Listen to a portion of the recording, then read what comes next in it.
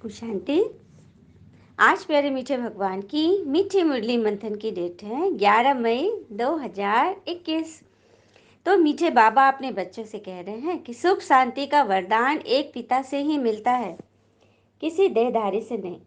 भगवान आए हैं तुम्हें मुक्ति जीवन मुक्ति की राह दिखाने। भगवान कह रहे हैं कि सुख शांति का वरदान एक भगवान से ही मिलता है। भगवान आए हुए तुम्हें मुक्ति जीवन मुक्ति की राह दिखाने, तुम्हारा भाग्य जगाने। भाग्य कैसे जगता है, भाग्य के लिए हमें क्या करना होगा। एक बार की बात है, एक नौजवान अपने घर के बाहर बैठा हुआ जोर जोर से अपनी छाती पीट रहा था। आने वाले जाने वाले लोग उससे पूछ रहे थे क्या हुआ भैया। ये बोल रहा था कि मेरे पिताजी बहुत अमीर आदमी थे, उन्होंने मेरे लिए बहुत कुछ छोड़ा था, लेकिन मैंने उसको यूज अच्छी रीति नहीं किया और सारा मैं खत्म कर लिया। अब मेरे पास कुछ भी नहीं है, इसीलिए मैं रो रहा हूँ। मेरा भाग्य मेरा साथ छोड़ दिया। तो सब क्या बोलते, बोले थे कोई बात नहीं, काम करो। रो रहा था, रोई जा रहा रोई जा रहा। उस रात वो सोया तो उसे सपना देखा कि एक ऊंची पहाड़ी पर एक व्यक्ति खड़ा है और वो कह रहा है कि मैं तुम्हारा भाग्य हूँ, तुम मुझे पाने के लिए यहाँ तक पहुँचो, मैं तुम्हारे साथ आ जाऊँगा। तो इसकी तो आंखें खुल गई कि अरे ये क्या है, भाग्य। सुबह उठा, चल दिया भाग्य को लाने के लिए। और चलते चलते चलते रास्ते में जब वो पहाड़ी के ऊपर वो चढ़ रहा था, तो पहाड़ी के नीचे उसे एक छोटी पहाड़ी के पास एक शेर दिखा। शेर बोला कि कहाँ जा रहे हो भैया। बोला कि मैं ऊंची पहाड़ी पर भाग्य खड़ा है, मुझे बुला रहा है, मैं वहाँ जा रहा हूँ। शेर ने बोला कि सो अच्छा भाग्य के पास जा रहे हो, तो मेरा भी एक सवाल पूछ लेना ना। तो बोला कैसा क्या सवाल है। तो उनसे पूछना कि मैं कई सालों से बहुत बीमार हूँ और मेरी तबीयत ठीक नहीं हो रही, मैं इतना बीमारी का मैं शिकार भी नहीं कर पा रहा हूँ, मैं अब मरने पर हूँ। तो प्लीज़ भाग्य से पूछना कि मेरा बीमारी कब ठीक होगा। तो बोला अच्छा मैं जाऊँगा तो पूछ लूँगा। फिर थोड़ा आगे गया तो एक जगह से बगीचा दिखाई दिया। इसको भूख भी लग रही थी, तो बगीचे का अब फल खा ले, खूब सारे फल लगे हुए थे। तो उसने एक फल तोड़ा और जैसे ही खाया थूक दिया, क्योंकि फल कड़वे थे। अचानक उस बगीचे का मालिक आया और बोला कि सो हाँ ऐसा ही होता है, जो भी मेरा फल खाता है वो थूक देता है। तो क्यों, पता नहीं क्यों इतना कड़वा है। तो वैसे तुम जा कहाँ रहे हो। बोलते मैं ऊंची पहाड़ी पर ना भाग्य है, मुझे बुला रहा है, मैं वहाँ जा रहा हूँ। अच्छा भाग्य से भी नहीं जा रहे हो, तो मेरे बारे में पूछना ना कि मेरे बगीचे का सारे फल क्यों कड़वे हैं। तो बोला ठीक है। फिर आगे चला, थोड़ी दूर गया तो देखा कि एक बहुत सुंदर लड़की रो रही है, बहुत अच्छी बहुत सुंदर। तो बोले कि क्या हुआ, आप रो क्यों रही है। बोलता है कि मैं क्या करूँ, मेरे पास सब कुछ है, महल है और सारे लोग हैं, लेकिन मेरे पास खुशी नहीं है, खुशी गायब हो गई है, सब कुछ रहते हुए मैं खुश नहीं रहती हूँ। वैसे तुम जा कहाँ रहे हो। तो उसने वही बात बताया कि मैं भाग्य खड़ा है, मुझे बुला रहा, मैं उसके पास जा रहा। अच्छा भाग्य के पास, तो तुम ऐसा करना ना, मेरा सवाल पूछना कि सब कुछ रहते हुए मैं खुश क्यों नहीं हूँ। तो अच्छा अच्छा मैं पूछूंगा। अब फिर वहाँ गया, सच में उसने देखा कि टीले के ऊपर में एक भाग्य खड़ा है और इसको देखकर ही बहुत खुश हुआ कि मेरा मेरा भाग्य मुझे मिल गया जो खो गया था। तो उसने बोला कि चलो चलो मेरे साथ। बोलता भाग्य बोला कि हाँ मैं चलूँगा तुम्हारे साथ, लेकिन साथ साथ नहीं चलूँगा, मैं तुम्हारे पीछे आऊँगा। तो बोले पीछे, पक्का आओगे ना। हाँ हाँ तुम आगे बढ़ो, मैं पीछे पीछे आता हूँ। नहीं नहीं पक्का आओगे ना, मुझे मुझे तुम पे शक है। तो नहीं नहीं मत शक करो, मैं आ रहा हूँ पीछे पीछे। पूरा वादा जब ले लिया तब चला वो आगे आगे। आगे गया तो उसको मार्ग में वो लड़की मिली, तो वो पूछी कि मेरा जवाब, तो उसने उसको जवाब दे दिया। फिर आगे गया तो वो मालिक मिला, माली वाला बगीचे वाला।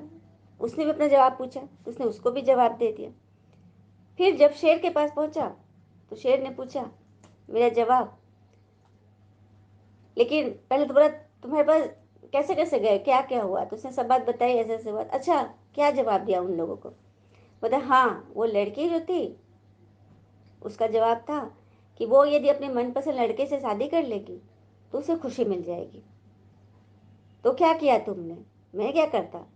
हाँ, और वो लड़की बोली कि मैं तुमसे शादी करूंगी। तो तुमने क्या किया? शेर ने पूछा उससे। बोला, अरे मैं क्यों उससे शादी करता, मैं ना उसको जानता हूँ ना कुछ, और मेरे पीछे तो भाग्य आ भी रहा है, मैं क्यों उससे शादी करूंगा, मैं तो वहां चला आया, आगे बढ़ गया। फिर तुमने उसको मालिक को क्या जवाब दिया, बगीचे के मालिक को? बोला, हाँ, उसने भी पूछा कड़वे क्यों हैं, तो उसका जवाब था कि उसके जमीन के नीचे सोने दबे हुए हैं, सोने का खजाना है, जब वो उसको निकाल के साफ करेगा ना, तो उसका खेत का मिट्टी ठीक हो जाएगी और वो फल मीठे हो जाएंगे।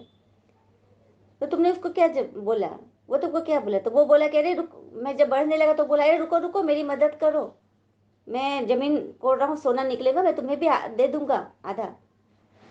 लेकिन मैं नहीं रुका, मैं क्यों मेहनत करूं, मैं बोला भाग्य तो मेरे पीछे आ ही रहा है, मैं क्यों तुम्हारा सोना लूं, मैं आगे बढ़ गया। तो शेर बोला, अच्छा मेरा क्या जवाब दिया उसने?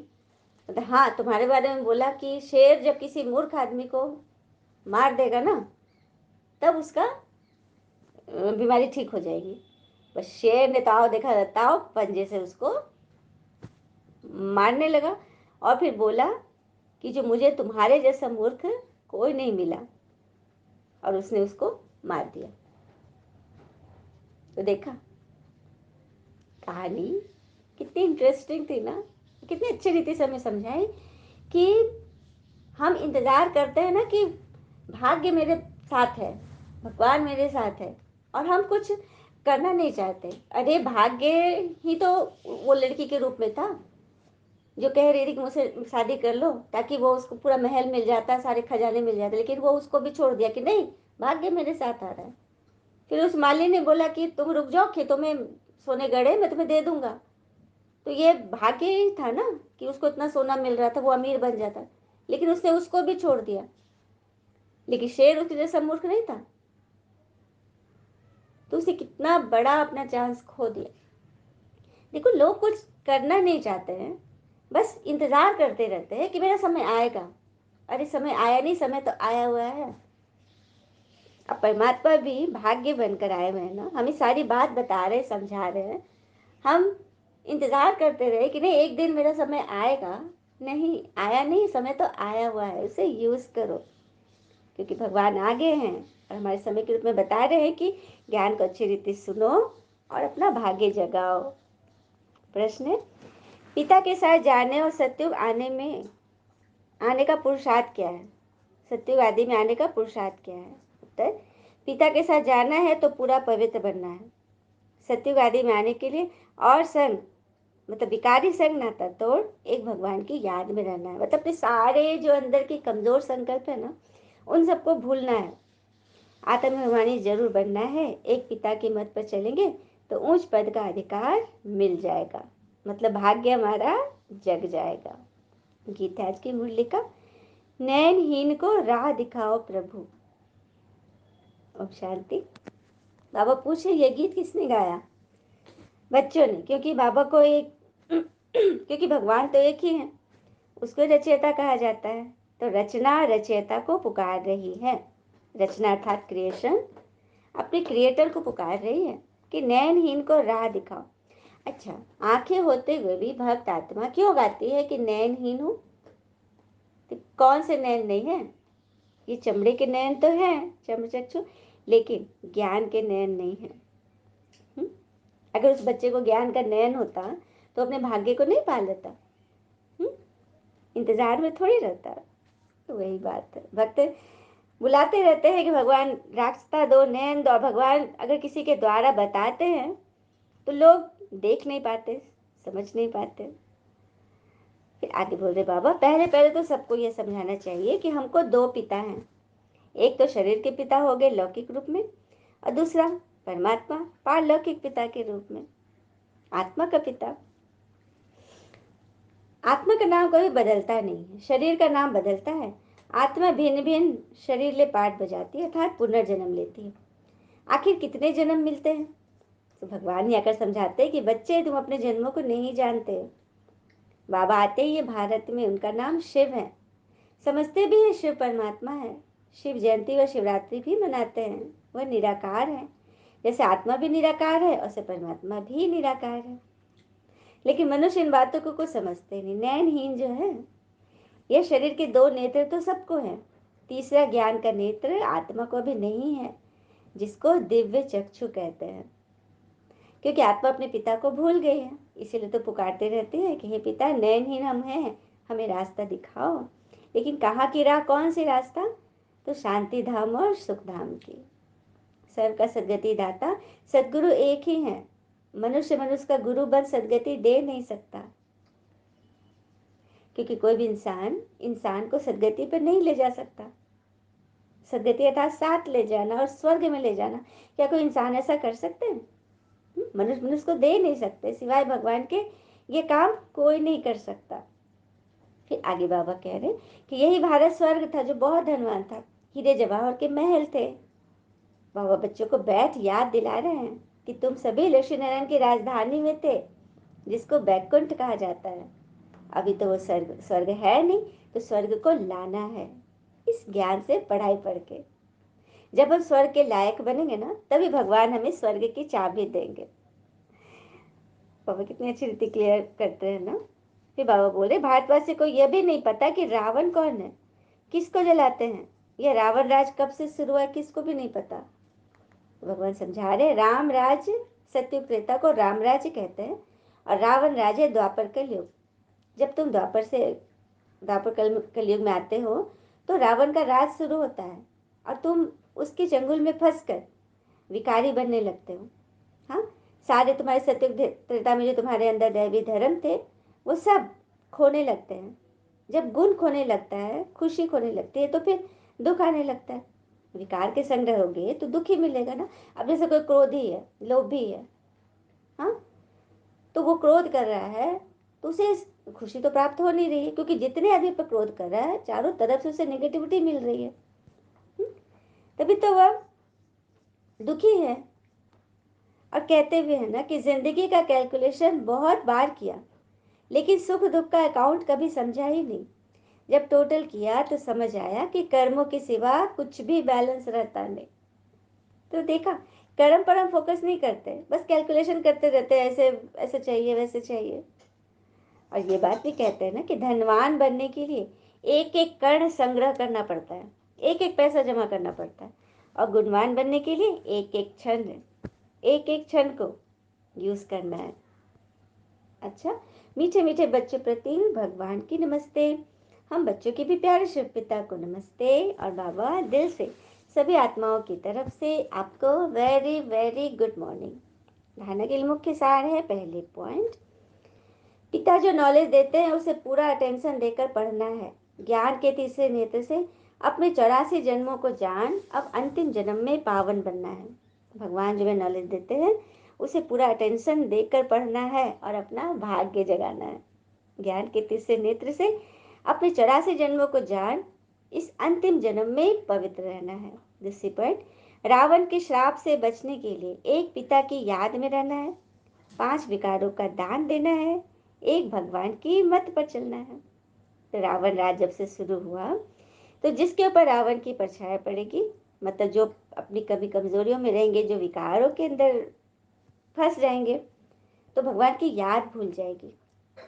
और कहते भी है ना, आपका मन जितना अधिक पवित्र होगा, ईश्वर भी उतना ही आपके नजदीक होंगे। तो बारी है हमें शुभ सोचने की। और कहते भी है ना, शुभ चिंतक सड़कों पर लगे सुंदर लैंप की तरह होते हैं। ये हमारी यात्रा की दूरी को तो कम नहीं करते, लेकिन हमारे पथ को रोशन और यात्रा को आसान जरूर करते हैं। तो हमें भगवान शुभ चिंतक बना रहे हैं। और शुभ चिंतक वही बनेंगे जो सदा सबके लिए शुभ शुभ सोचेंगे और करेंगे, वही तो बनेंगे शुभ चिंतक। चलिए हम भगवान से वरदान लेते हैं। अपनी स्मृति, वृत्ति और दृष्टि को अलौकिक बनाने वाले सर्व आकर्षणों से मुक्त भव। फिर से, अपनी स्मृति, वृत्ति और दृष्टि को अलौकिक बनाने वाले सर्व आकर्षणों से मुक्त भव। अब कैसे करेंगे? कहा जाता है ना, जैसे संकल्प वैसी सृष्टि। तो नई सृष्टि रचने के लिए निमित्त विशेष आत्माएं हैं, उनका एक एक संकल्प श्रेष्ठ अर्थात अलौकिक होना चाहिए। जब स्मृति, वृत्ति और दृष्टि अलौकिक हो जाती है तो इस लोक का कोई भी व्यक्ति व कोई भी वस्तु अपनी ओर आपको आकर्षित नहीं करती। अगर आकर्षित कर रही है तो जरूर अलौकिकता में कमी है। आकर्षित करना, किसी की बात में अटक जाना, किसी की अच्छाई में व किसी की बुराई के प्रभाव में आ जाना, यह है लौकिकता। जब इन चीज से ऊपर हो गए ना, तब आप अलौकिक बन गए। अलौकिक आत्माएं सर्व आकर्षणों से मुक्त होंगी। तो किसी भी चीज की आपके पास कमी नहीं होगी जब आप अपने मन को अपने हिसाब से अलौकिक बना लोगे। दुनिया की किसी भी चीजों में, व्यक्ति, वस्तु, वैभव में हमें उलझना नहीं है, फंसना नहीं है। अपना कार्य करना है, सेवा जरूर करनी है, सबकी करनी है। हाँ, कहते भी है ना कि जिंदगी का खूबसूरत लम्हा कौन सा होता है? जब आपका परिवार आपको दोस्त समझने लगे और आपका दोस्त आपको अपना परिवार। तो ऐसा कब होगा? जब हम अलौकिक हो जाएंगे। इस लौकिकता से ऊपर किसी भी आकर्षण में नहीं, चाहे निंदा में भी उछले, मतलब घबराए नहीं, दुखी नहीं हो, और स्तुति में भी, मान शान भी मिल रहा है उसमें भी हम उछले नहीं। दोनों चीज को बराबर ले लें, यही है अलौकिकता। स्लोगन: दिल में परमात्म प्यार व शक्तियां समाई हुई हो तो मन में उलझन आ नहीं सकती। दिल में परमात्म प्यार व शक्तियां समाई हुई हो तो मन में उलझन आ नहीं सकती। मन में उलझन आ रही है, इसका अर्थ है कि भगवान के ज्ञान में हम नहीं है, भगवान की बातों को अच्छी रीति फॉलो नहीं कर रहे हैं। जो ये रोज रोज, ये मुरली है क्या चीज? हमारे सुख का खजाना ही तो है, हमारे भाग्य का दरवाजा ही तो है। उसे हम खोले ही नहीं, भाग्य को अंदर आने ही नहीं दे, मुरली के पॉइंट्स को मनन नहीं करें, अपने अंदर समाये नहीं, तो उलझन तो आएंगे ही। उलझन से छूटने का ही तो ये रास्ता है। अच्छा, ओम शांति। शुक्र है मीठे बाबा, वो बाबा के प्यारे प्यारे बच्चे। थैंक यू बाबा। All is well always. ओम शांति।